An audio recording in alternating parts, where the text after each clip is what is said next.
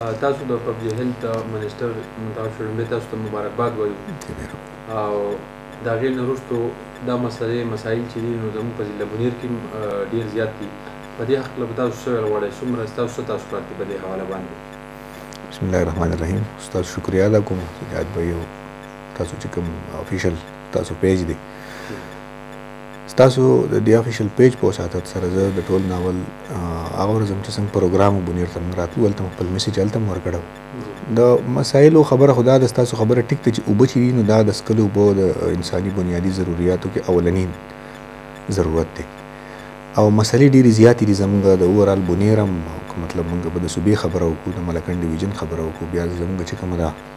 نوې مرجر چې کوم زموږ شوی دی د ایکس پارټا چې اوس د دې صوبې حصه ده هلته چې بیا کومې مسلې دي نو انشاءالله په پرایورټي بیسس باندې چې دي نو موږ به په دې باندې خپل کار شروع کوو او خلکو ته به بلا تعطل چې دی نو صفا د څښلو اوبه چې دي انشاءالله تعالی د دې فراهمي چې ده دا به یقیني کوو انشاءالله. دا راته ووایئ سر چې ستاسو په حلقه کې خو هسې اوبه ډېرې دي که نه زموږ دا حلقه چې کومه ده پي کې 21 په دې کې د اوبو ډېر زیات کمي دي د ټیوبویل او نور مسایل دي نو آیا تاسو په دغې باندې به فوکس کوئ او که نه؟ څنګه چې تاسو وایئ چې هر سړي ته خپل ضرورت چې دی نو هغه بیا مطلب مخې ته یې هر وخت ییني نو هغه ته ښکاري که نه. حقیقت دا دی کله چې په د الیکشن کمپین کې به مونږ ګرځېدو او هر کور درور ته درې ته دې ته تلي یو نو په هر ځای کې که د خلکو د هرې علاقې د هغې طرف ډیمانډز به و نو هغه به اولنۍ د اوبو ډیمانډ هغوی کوو نو په هر ځای کې د اوبو دا مسله ده بلکې زموږ خو یوازې د پي کې 20 نه بلکې زموږ اورال بونیر درې واړه حلقې چې کومې دي هغه او څنګه چې ما تاسو ته وویې چې په کوم ځای کې زموږ ذمهداري ده او دا خو ذمهداري ده زموږ خلکو ته د دې فراهمي چې د رسول د صفا څښلو اوبو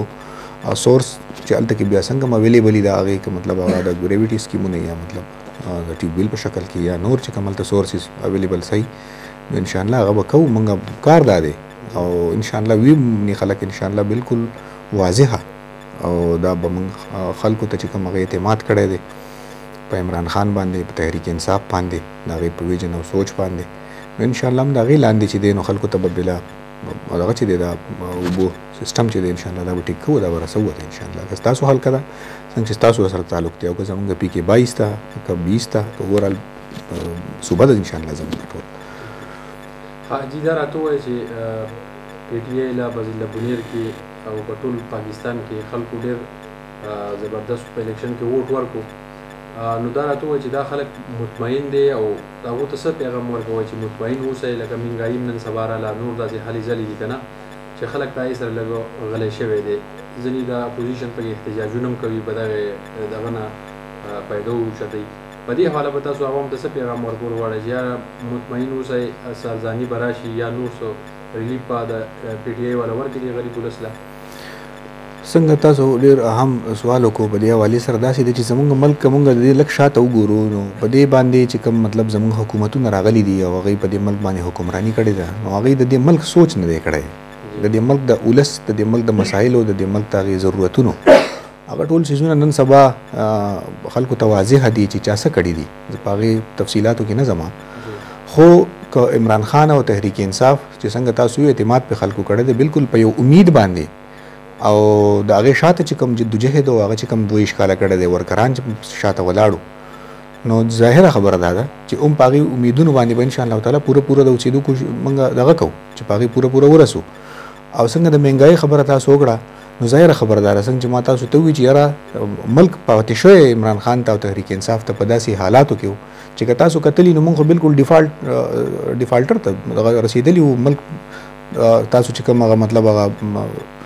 حساب کتاب چې کوم د هغې پاتې و زر مبادله چې کوم زموږ حد ته و دلته کې چې کوم مطلب کرنټ زموږ دغه صورتحال دا ټول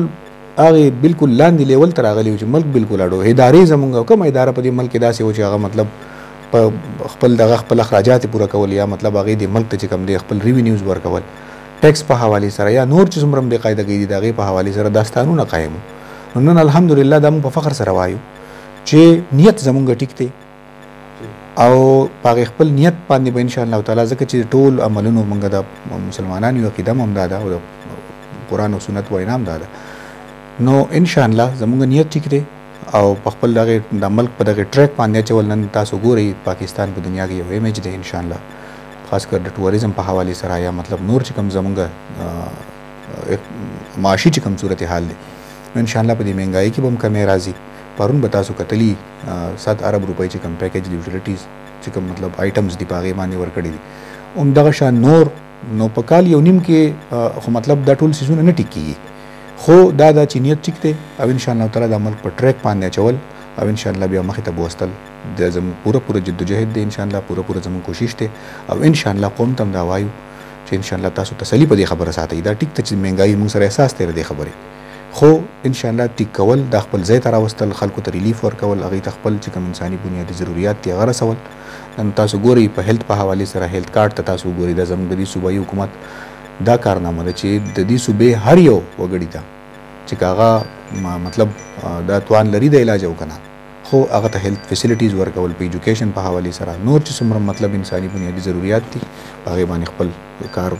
مسلسل شروع دی او انشاءالله دا به ټیک کوو په خیر سره.